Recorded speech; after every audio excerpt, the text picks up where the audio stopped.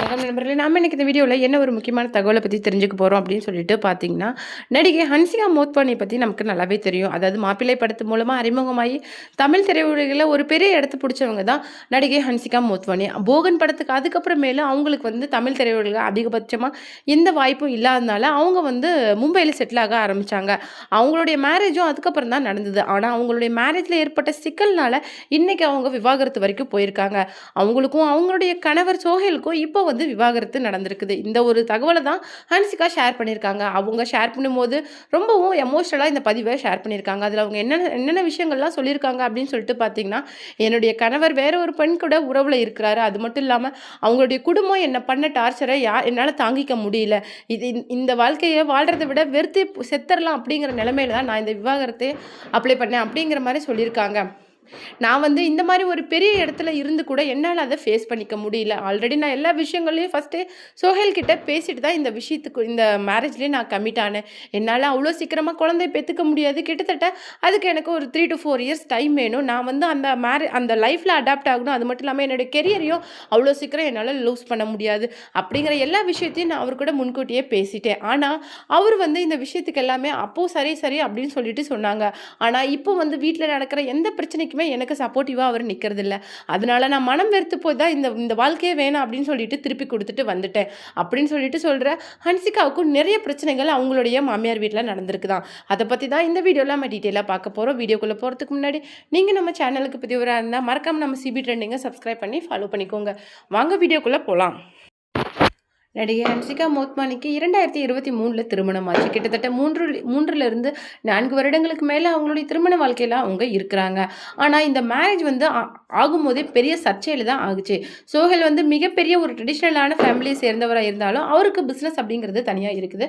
அது மட்டும் கிடையாது, அவருடைய பாரம்பரிய பிஸ்னஸ் தான் அவர் பார்த்துட்டு வராரு. அது மட்டும் இல்லாமல் அவங்களுடைய சொத்து மதிப்பு கிட்டத்தட்ட 10,000 கோடிக்கு மேலே இருக்கும் அப்படிங்கிற மாதிரி சொல்லியிருக்காங்க. மிகப்பெரிய ஒரு மெர்ச்சன்ட் ஃபேமிலியை சேர்ந்தவர் தான் சோஹேல். அது மட்டும் இல்லாமல் அவருக்கு வந்து ஆல்ரெடி திருமணம் ஆயிருக்கு. அந்த திருமணமான பெண் தான் நம்ம ஹன்சிகா மோத்வானியோட நெருங்கிய தோழி பிங்கி பஜாஜ். அவங்களுடைய தான் 2016 அவங்க திருமணம் வந்து ஆயிடுச்சு. பிங்கி பஜாஜுக்கும் சோஹேலுக்கும் கிட்டத்தட்ட கல்யாணம் ஆகி கிட்டத்தட்ட 10 வருடங்கள் ஆகுது. 2016 பிங்கி பஜாஜ் கூட ரொம்ப நெருக்கமாக ஹன்சிகா மோத்வானி இருக்கிற நிறைய புகைப்படங்களை நம்மளால பார்க்க முடியுது. இந்த விதத்தில் அவங்க 2 பேரும் நெருங்கிய தோழிகளாக இருக்கிறாங்க. இவங்களுடைய கல்யாணம், அதாவது ஹன்சிகா மோத்வானி மற்றும் சோஹேலுக்கு மேரேஜ் ஆகும்போதே தன்னுடைய நெருங்கிய தோழியோட கணவரையே இப்படி சீட் பண்ணி கல்யாணம் பண்ணுறது நல்லாவா இருக்குது? இதை பார்க்கறதுக்கே ரொம்பவும் அசிங்கமாக இருக்குது. ஹன்சிகாவுக்கு வேற பெட்டர் ஆப்ஷனே இல்லையா அப்படிங்கிற மாதிரி மீடியாவில் நிறைய கருத்துக்கள் வெளிவந்த வண்ணம் இருந்தது. ஆனால் அது எதுக்குமே ரியாக்ட் பண்ணாத ஹன்சிகா மோத்வானி அவங்க வந்து நிறைய டைம் வந்து சென்னை வந்தப்போ மீடியாவுக்கு என்ன ஆன்சர் பண்ணியிருக்காங்க அப்படின்னு சொல்லிட்டு பார்த்தீங்கன்னா, எங்களுடைய திருமண வாழ்க்கை ரொம்ப சந்தோஷமாக தான் போகுது, நாங்கள் சீக்கிரம் ஒரு குட் நியூஸை சொல்லுவோம் அப்படிங்கிற மாதிரி சொல்லியிருந்தாங்க. அதில் பார்க்கும்போது அவங்க 2 பேரும் சந்தோஷமாக இருக்கிறாங்க அப்படிங்கிற மாதிரி தகவல்கள் வெளிவந்துட்டு இருந்தது. ஆனால் அப்போ கொஞ்ச நாளைக்கு முன்னாடி தான் அவங்க வந்து கிட்டத்தட்ட ஒரு கல்யாணம் ஆகி 1 இயருக்கு அப்புறமேலே மும்பையில் ஒரு ஃப்ளாட்டு கிட்டத்தட்ட 40-50 கோடி ரூபாய்க்கு ஒரு ஃப்ளாட்டை தனியாக வாங்கி அந்த ஃப்ளாட்டில் தான் 2 பேரும் குடியிருந்துட்டு வந்திருக்கிறாங்க. ஆனால் அந்த ஃப்ளாட்டில் அவங்க ஏன் குடியிருக்கணும்? ஏன்னா அவங்களுடைய சொந்த பேலஸே இருக்கும்போது அவங்க ஏன் வெளியில் வந்து தனியாக இருக்கணும் அப்படிங்கிற மாதிரி நிறைய கேள்விகளை வந்து ஹன்சிகா முன்னாடி முன் வச்சுட்டு வந்தாங்க. ஆனால் அது எதுக்குமே ரீசெண்ட் டைம்ஸில் அவங்க ஆன்சர் பண்ணுறது கிடையாது. ஏன்னா சோஹேலோட ஃபேமிலி வந்து ரொம்ப ட்ரெடிஷ்னல் ஃபேமிலி. எல்லாருமே ஜாயின்ட் ஃபேமிலியாக தான் இருக்கிறாங்க. அவங்களுடைய ஃபேமிலி, அதாவது ஹன்சிகா மோத்வானியோட அந்த மேரேஜே எப்படி நடந்துச்சு அப்படின்னு சொல்லிட்டு பார்த்தீங்கன்னா, ரொம்பவும் ட்ரெடிஷ்னலான ஹிந்து ஸ்டைலில் வந்து ரொம்பவும் பார்த்து நடந்தது. அந்த மேரேஜுக்கு முன்னாடி சோஹேல் வந்து ஹன்சிகாவுக்கு ப்ரப்போஸ் பண்ண வீடியோ கூட ரொம்பவும் வைரலாக போச்சு. பாரிஸில் இப்போ ஈஃபில் டவருக்கு முன்னாடி ஹன்சிகாவுக்கு சோஹேல் வந்து ப்ரப்போஸ் பண்ணாரு. ஆனால் அப்போ வந்து நிறைய பேர் வந்து சொன்ன விஷயம் என்ன அப்படின்னு சொல்லிட்டு பார்த்தீங்கன்னா, தன்னுடைய நெருங்கிய தோழியோட கணவரையே நீங்கள் இப்படி திருமணம் பண்ணுறது ரொம்பவும் சரியில்லை, இது வந்து ரொம்பவும் ஒரு நம்பகத்தன்மையற்ற செயல் அப்படிங்கிற மாதிரி சொல்லியிருந்தாங்க. உங்களுக்கும் அந்த மாதிரி ஒரு சீட்டு கிடைக்கிறதுக்கு ரொம்ப நாள் ஆயிராது. ஏன்னா உங்களுடைய ரொம்ப க்ளோஸ் ஃப்ரெண்டு தான் பிங்கி பஜாஜ். அதாவது ஹன்சிகா மோத்வானிக்கு 2-3 தோழிகள் தான் இருக்காங்க. அவங்க எல்லாருமே சைல்ட்ஹுட்லேருந்து ஃப்ரெண்ட்ஸ். அந்த விதத்தில் பிங்கி பஜாஜ் வந்து அவங்களுடைய நெருங்கிய தோழி. 2016 அவங்களுடைய திருமண ஃபோட்டோஸில் நிறைய இடத்துல ஹன்சிகா மோத்வானியை பார்க்க முடியும். அந்த வகையில் நீங்கள் பிங்கியை ஏமாற்றி கல்யாணம் பண்ணிக்கிட்டீங்க. மேபி உங்கள் கூட இருந்த ரிலேஷன்ஷிப் தெரிஞ்சு தான், சோஹேலுக்கும் உங்களுக்கும் இருக்கிற ரிலேஷன்ஷிப் தெரிஞ்சு தான் பிங்கி வந்து அவங்க விவாகரத்து பண்ணாங்களா அப்படிங்கிற கேள்வியும் பிங்கி வந்து இந்த சோஹில் கூட விவாகரத்து ஆகும்போது நெறைய மீடியா கேட்ட கேள்வியே இதுதான். மேபி உங்க ஃப்ரெண்ட் கூட உங்க ஹஸ்பண்ட் அஃபேர்ல இருக்கிறது தெரிஞ்சு தான் நீங்க இந்த விவாகரத்துக்கு அப்ளை பண்ணீங்களா? அப்படிங்கிற கேள்விக்கு அதெல்லாம் வந்து முட்டாள்தனமான விஷயம். அதுவும் இதுக்கும் எந்த சம்மந்தமும் கிடையாது. எனக்கும் அவருக்கும் செட் ஆகல அப்படிங்கிற விதத்துல நாங்க 2 பேரும் பிரிஞ்சு வாழ முடிவெடுத்துட்டோம். விவாகரத்து அப்படிங்கிறது 2 பேரும் சுதந்திரமா தனியா வாழ்றதுக்கு தானே.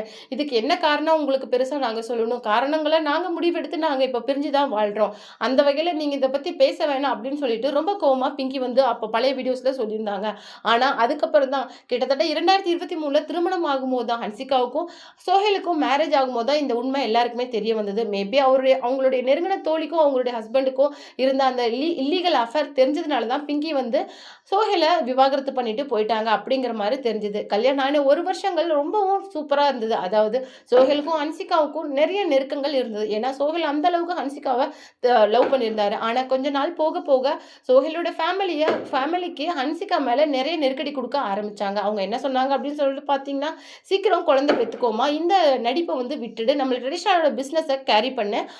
சோஹேலுக்கு கொஞ்சம் ஹெல்ப்ஃபுல்லா இரு." அப்படிங்கிற மாரி நெறைய விஷயங்கள கொஞ்சம் கொஞ்சமா ஹன்சிகா மேல திணிக்க ஆரம்பிச்சாங்க. ஆனா ரொம்ப இண்டிபெண்டன்ட்டா இருக்கிறதையே விரும்புற ஹன்சிகா வந்து இந்த விஷயங்கள்லாம் பிடிக்காம கொஞ்ச நாள் வந்து அம்மா வீட்ல தங்கியிருக்காங்க.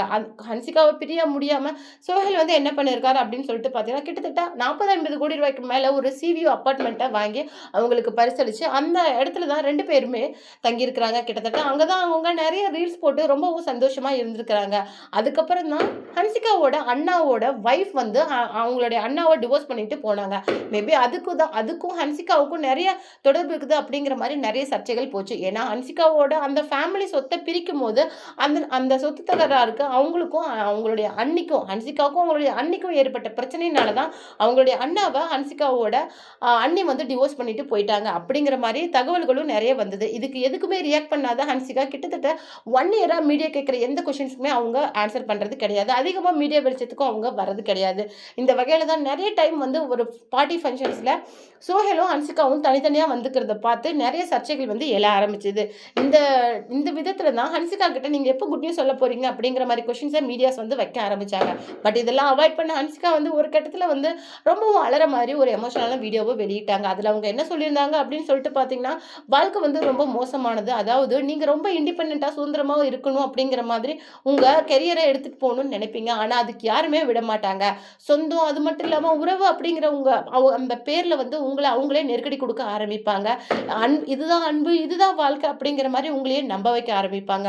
ஆனா இதெல்லாம் நம்பாதீங்க. உங்களுடைய வாழ்க்கை என்ன அப்படின்னு சொல்லிட்டு உங்களுக்குன்னு ஒரு தனியா பாதை போட்டு வச்சிருப்பீங்கல்ல, அதுல டிராவல் பண்ண ஆரம்பிங்க. அது மட்டும் தான் உண்மை அப்படிங்கிற மாரி நெறைய எமோஷனலா இதுக்கு முன்னாடி வெளியிட்டிருந்தாங்க. மேபி அவங்களுக்கும் அவங்க ஹஸ்பண்டுக்கும் என்ன பிரச்சனை? அதனால தான் ஹன்சிகா இந்த மாரி வெளியிடுறாங்க அப்படின்னு சொல்லிட்டு நெறைய தகவல்கள் வந்தது. ஆனா இப்போ அதனுடைய உண்மை வந்து தெரிய ஆரம்பிச்சது.